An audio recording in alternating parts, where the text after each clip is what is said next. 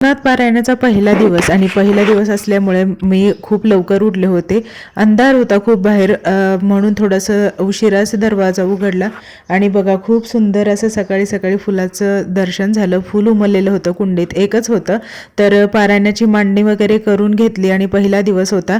खरं तर नवनाथ पारायण करताना ना अंगावरती कुठलीही गाठ नसली पाहिजे कपड्याला वगैरे, तर तसंच मी इलास्टिकवाली पॅन्ट घातली आणि केसाला पण गाठ किंवा रबर वगैरे काहीच नसतं म्हणून केस सुद्धा रिकामे सोडले.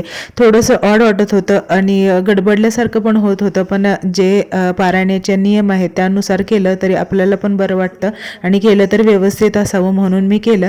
तर पारायणाला सुरुवात सकाळी 9:30 वाजता, 9:45 वाजताच केली आणि खरं तर खूप उशीर लागतो पारायण करायला, पण खूप प्रसन्न वातावरण वाटतं.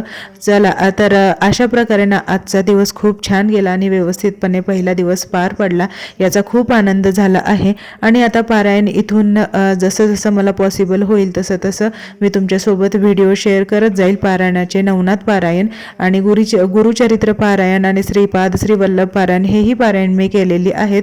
तर चला आता भेटूया नवीन व्हिडिओमध्ये. सकाळची खूप घाई असते त्यामुळे जसं पॉसिबल होईल तसे व्हिडिओ बनवते. बाय.